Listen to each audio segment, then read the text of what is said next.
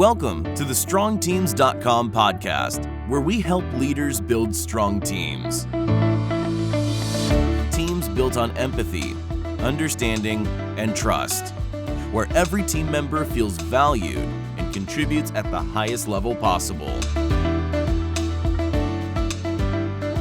Welcome to the StrongTeams.com podcast. My name is Steve Neesmith. And I'm Rodney Cox.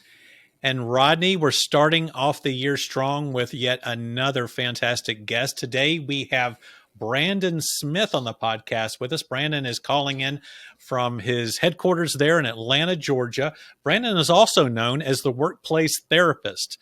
For 20 years, Brandon's coached executives to be better leaders through his consulting practice there in Atlanta, Georgia. He's also the host of the Workplace Therapist Show, and he's the author of the book titled The Author versus Editor Dilemma, The Leadership Secret to Unlocking Your Team, Your Time, and Your Impact. Brandon, thank you for joining us. Steve, Rodney, so glad to be here with you too. Well, we're grateful that you're here for sure, Brandon. And listen, I've always had a conflict with my editor because the way I write, and the way I speak is very different than the way they edit, right? That's right. But we need good editors. We need good editors in the world. And so at some point we'll chat about the book, because the best leaders are really helping others become really great authors. Yes, absolutely. I could not agree more. Without a great editor, nobody would read it, right? And so I'm grateful for all of our editors along the way. So listen, tell our listeners a little bit about what the workplace therapist does. I mean, tell them what it is that you do. Tell it what your focus is, what your passion is, and let our listeners know a little bit more about what you do. Great. So simply put, my passion is to eliminate all workplace dysfunction everywhere, forever. So, gentlemen, I have a lot of job security. Because, you do. As you know, all you got to do is put a group of people together and say, go achieve something. And inevitably, someone steps on someone's toes. Someone throws an elbow and bloody someone's nose. We don't mean to do that, but we're people. We're kind of a messy bunch. And so what that ends up looking like in terms of my day-to-day life, I wear a few hats. One of my hats is I'm an executive coach. So I work with leaders across all different walks of life on helping them become better leaders. Second hat, I'll work with larger groups. So I've taught historically at a couple universities, and I teach classes all around leadership and workplace communication. And then the third hat is I'll actually work with teams. So it's almost like couples counseling for teams, helping them get better on how to understand each other and how to function better together. So I love what I do. No 2 days are alike, and no two people are alike. So it makes me always on my toes. That's awesome. You use the word dysfunction, and what we like to teach is, conflict's inevitable. Like we won't escape conflict to the day we walk into eternity, and it's all resolved. But what we do with our conflict is really, really important. It either leads to great cooperation or great dysfunction. And I think that's really interesting, the word that you use, dysfunction. And so talk just a little bit about that, the difference between dysfunction and conflict, and some of the strategies that you might take to actually, help individuals resolve that dysfunction. I think a great way to think about dysfunction is if the intent or spirit of the situation or relationship or the individual is to not be productive or collaborative, it's dysfunctional. They're trying to undermine something, resist something, prevent something, break down kind of healthy walls and barriers. Where it gets healthy, and this is where conflict comes in, is if the goal and intent is to improve. So of course we're going to have differences. We're different folks, but if the goal and intent is to get better, well, then conflict's okay. We're just working through things. I've been married almost 25 years. I've had my full and fair share of conflict at home. I have a 21-year-old daughter and an 18-year-old son and a 16-year-old son. I've had my fair share of conflict with those three too. But the goal is always the same. We love each other, and we're trying to work through it. And so in those cases, it's healthy. it becomes dysfunctional when the goal is not to work together or to build and grow something that is healthy. Yeah, so tell us more about your background. Like, did you come out of a really dysfunctional place in the organization that kind of birthed this in you, or did it come out of your family relations? Where did this thing get birthed in you? Probably a little bit of all those things, Rodney. But I'll tell you kind of the spark that really set me on my career path. So I graduated with a communications degree. That was my undergraduate degree. And so like most good communication majors, I was unemployed at graduation. Wondering what am I going to do with this thing? And I took a job with a small retail store. It was a chain of retail stores. They had about 15 stores. And the founder of the store, her daughter married this guy who ultimately became my boss. So he's the son-in-law of the business. So they hire me and they say, Brandon, okay, we're so excited to have you here. You're going to be the assistant manager of one of these stores. So I show up on the first day of work. And my boss, the son-in-law of the business, greets me at the door. And he says, Brandon, so glad again to have you here. Before you get started, I have a task for you. Waiting in the back room is the current assistant manager of the store, but he doesn't know you're coming. So your job's to go into the back room, fire him, and you get his job. Oh my. So that was my first task on my first real full-time job. I'd had lots of other jobs before, but that was my first real full-time job. And that was my first task. And that was how my boss rolled. I mean, he would come into the store and he'd say, he'd love to do everything that we know leaders shouldn't do. He loved surprise visits to try and catch people doing the wrong thing. And he'd show up and as a surprise and he'd say, I don't like what Sharon's wearing. Go fire her. And it was during the 6 months of that job, my first 6 months in that job, that first of all, I had to let go of more people than any other time in my career. And second, I really realized it was a kind of an aha moment for me that this is really what I wanted to do with my life. I wanted to change workplaces. I wanted to make them healthier. We can't always choose the families we get. I mean, that's not really within our control, but we have a lot more control over our workplaces and those environments. And so I really wanted to help leaders get better at that. And then, so that set me off on a path. Back in those days, there wasn't such a thing as an executive coaching certificate.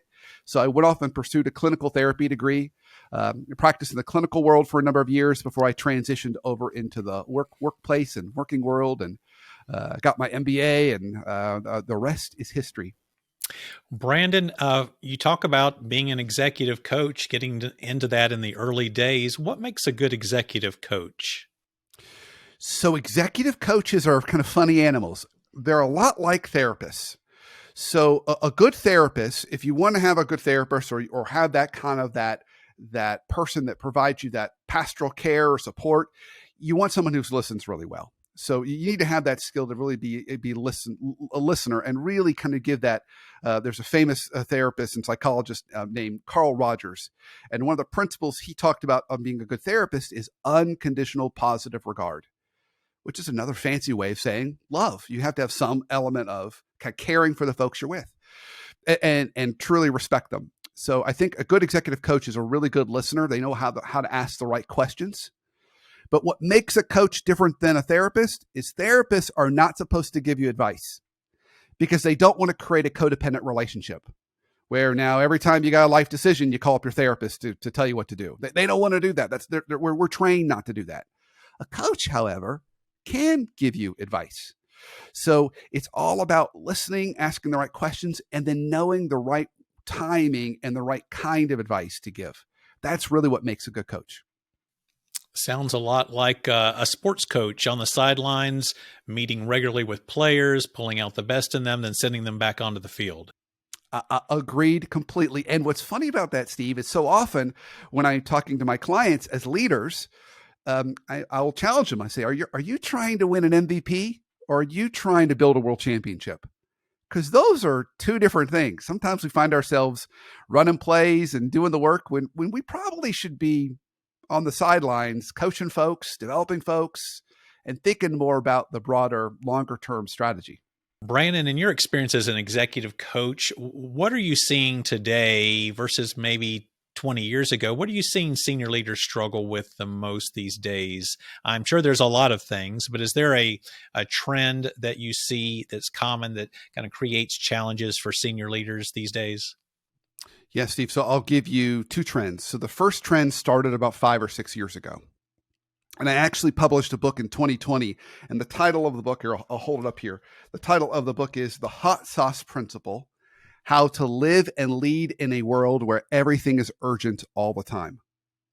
And I think that's probably the first trend, is that you name the workplace, for-profit, nonprofit, faith-based, corporate, it doesn't matter. You're going to find folks that say, it feels like everything is on fire around here. I often use the analogy, just like in the book, it's like hot sauce. It feels like hot sauce is poured on everything. And so that creates, using the right doses, hot sauce creates focus. I personally love hot sauce. But if everything coming out of our leadership kitchen is covered in the stuff, right? Our appetizer's covered in hot sauce, our salad is drowning in hot sauce, our entree is just doused in hot sauce. Even the brownie at the end is just drowning in hot sauce. And then, of course, my drink is, iced tea with lots of hot sauce in it. Well, if that's going to be the case, I'm going to be overwhelmed. So using the right doses, it creates focus and prioritization. Overused, it creates chaos and confusion, and then ultimately burnout. And I think that's what we've really been dealing with the last 6 or 7, maybe even 8 years, is everybody seems to be in the middle of some kind of a transformation or under a lot of stress to change.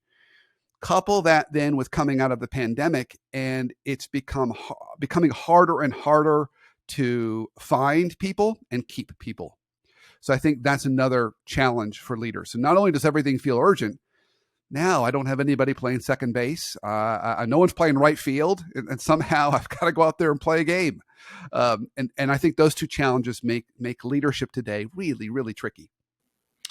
Yeah, it's interesting. You use the word pandemic. I don't even like to use the word anymore, right? But it's like coming out of the pandemic. There's no doubt, that the sense of urgency seems to has escalated, especially in the church, in the faith-based space. So what are you seeing? How are leaders today keeping teams motivated and keeping the morale high, especially as a lot of organizations and even church staffs have moved to more of a remote, environment? Do you have any advice for our listeners on that? Any trends that you're seeing? So let's go back in time a little bit. When things started going virtual in the beginning, we actually liked it. We said, this is kind of nice. I live in Atlanta, so that meant I didn't have to do traffic in the morning and in the afternoon. Wow, I could just kind of roll out of bed, come on down to my office, make a cup of coffee, do some emails. It was beautiful. And then quickly, everyone realized that I wasn't commuting, so they started scheduling meetings during those times, right? But the big thing that is costing us, and this is going to come back to the church world here quickly, the biggest thing that I'm hearing from every organization I'm working with is we don't have any connection. We're not connected. We're getting work done, but there's no sense of connection. There's no sense of community. And I'm missing that. So I'm being asked to do a lot more team retreats, where the team's coming together for the first time in 6 months or a year. Well, when you take that and you start to expand that into faith-based communities and churches, that becomes a real problem, because it's so much about community. And whether that's the worship experience, sharing that together, or just being in community with each other. And so when no one's in the office and people are kind of worshiping remotely, there's something missing in that. And I think that's what a lot of churches and faith-based organizations are trying to navigate through. What is the right mix of virtual? Yeah, maybe we don't need our church office open on Fridays in the summertime, but there could be value in us being together a little more often than we are right now. So I see that as a big question that those organizations are working through these days.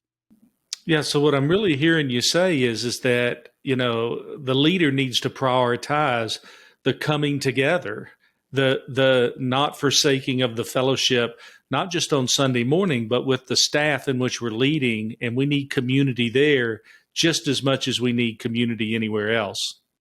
Amen. Absolutely. And so if I try so hard in my life to make things simple. So this is my simplest take on leadership, at least as it sits here today. I may change it next week, but as it sits here today, when I think of a leader's job, it's really two things. It's this hard and this simple. First, creating focus. Focus is priorities, goals, expectations, What do we need to really be putting our effort and resources into? The team looks to the leader to do that. The second one is alignment, which is about culture and community and connection. What does it mean to be part of this either this company culture or this family? And how do we reinforce that? And so, Rodney, to your point, it's a lot easier to do both those things when we're with each other all day long. It's a lot harder when we do a 30-minute Zoom meeting. Something just gets lost in that. So I think that's why this matters so much for leaders, because if culture matters and community matters, we got to find more ways to get people together. Those are great words, Brandon. I firmly believe that when you foster healthy community on the leadership level, especially in a church, you foster a healthy community among your congregation. So I really appreciate those thoughts. One of the things, Brandon, that I've really appreciated about your content, the podcast that you have, is that you like to talk about mentors and your own life, your professional and personal life. I'm just curious if you could tell us a little bit more about any mentor relationships you have and some of maybe some of the best advice you've gotten over the years from your mentor or mentors. So I only have a couple. So I've got one on the more of the teaching side, and her name's Mary Ann Glenn. She recently retired from Boston College. She was a tenured faculty member there, and she really helped me think about my writing, my teaching, kind of that element. And then I've got more of a coaching mentor named Len Laritz. And Len was a clinical therapist like me, and then ended up going down the executive coaching path. And he's had of the two jobs between Marianne and Len's had the harder one. He's had to do therapy on me to get me a little bit straightened up and kind of going down the paths. And Len still serves as a great kind of mentor and friend today. So when I run into problems, personal or professional, just like all of us need someone to call, Len's the person I call, and he really helps me kind of work through it. So as much as he's given me great nuggets I've held on to over the years, he's still on speed dial for me today. Well, I think that's wonderful. I think especially our young leaders out there need to hear about the importance of finding and including mentors in your journey. I know today, Rodney and I have talked a lot about this in the past. There is so much leadership information out there in the digital age that we live in that it's easy to fool yourself into believing that as long as you're consuming all that leadership content all the time, that you are preparing yourself well for leadership. But that's just, we've learned over the years, that's really not the case. You've got to have mentor relationships in your life. And I can't live without mine, and appreciate hearing about yours. Yeah. There's a guy by the name of Tim Elmore, and he's for many years, he's been part of the John Maxwell family. For many years, he's done a lot of work on generational differences and studying generations. Focus a lot on millennials. Now he's looking at Gen Z. And I saw him give a presentation around his new book, and he talked about Gen Z, and he said the challenge with Gen Z is what they're looking for from mentors and even parents is they're not looking for someone to tell them what to do or how to do something. They can find a YouTube video on that. They can Google that. They're looking for someone that can help them make sense of the world, which I think is such a great way to say it, because they can get all the information they need, but they don't know how to make sense of it. And so they need someone that can help guide them in that way. And I think we all need people like that in our lives. And it doesn't have to be one size fits all. It's not like you only get to pick one mentor. You can have a couple for different parts of your life, which is also really fun. Yeah, and I think even the accountability piece that comes out of that, right? It's one thing to go watch that YouTube video to gain that knowledge, but then without any accountability, who's going to keep you accountable to put that into action and to actually, act on what you've learned and what you now know to be true. And so I think accountability is such a big part of mentors and coaches and a big role they play for sure. As we look at the different books that you've written, I know that you really have a heart for team building and for leadership development. What are some of the books that you might refer our audience to that you think could be incredibly helpful to them? Maybe a few books that you've read along the way that's helped shape your leadership philosophy and your team building philosophy. Well, I think, we can start with Pat Lencioni's 5 Dysfunctions of a Team. That's kind of a classic. It's a great way to kind of look at teams and what's working and what's not working. I think another classic would be Jim Collins' Good to Great. He actually wrote a book before that's supposed to go after Good to Great, if you're following my logic here, and it's called Built to Last. So if you're looking for building long-standing organizations going to be around for a long time, Built to Last is really great around that. And then I would even recommend, kind of sidestep here, some of Brene Brown's work around vulnerability and the power of vulnerability and how that is a really important leadership skill set today, to invite people in versus acting like we've got all the answers. So it's another form of humility, but a little more of an active way of inviting folks in. I think is also a great add to our leadership toolkit. So those would be 4 I might start with.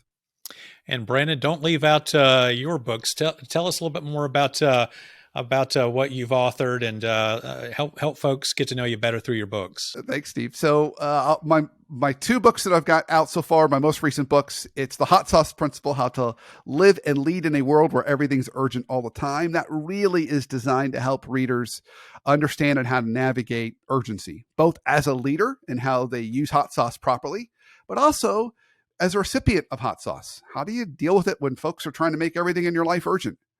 So that's the first book. The second book is my more recent book that I published last year. That is The Author versus Editor Dilemma: The Leadership Secret to Unlocking Your Team, Your Time, and Your Impact. And in short, the whole purpose of that book is it's for leaders, and it's designed to help leaders understand what seat to sit in. And so, to cut to the chase, whenever there's a dynamic between a leader and a direct report, in that dynamic, someone always has to sit in the author seat and someone always has to sit in the editor seat.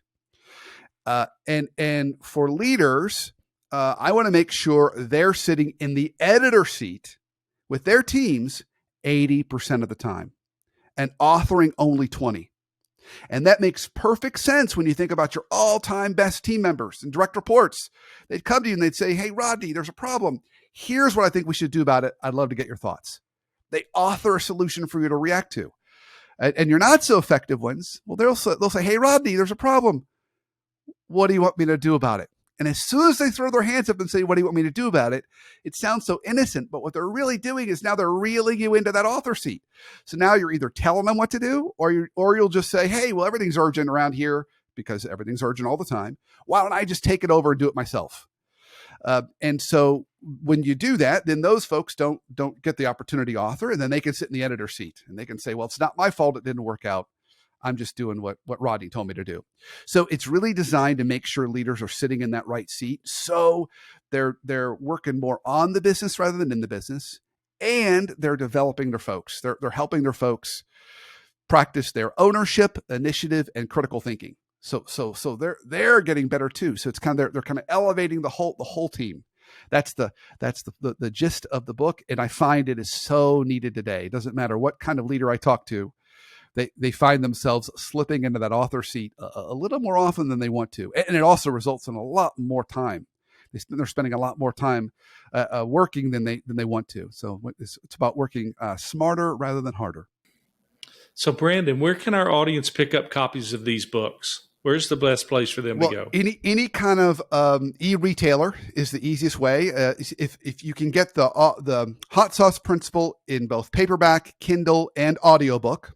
Okay. And I, hopefully my voice isn't too boring. I read it. So you'll be listening to me.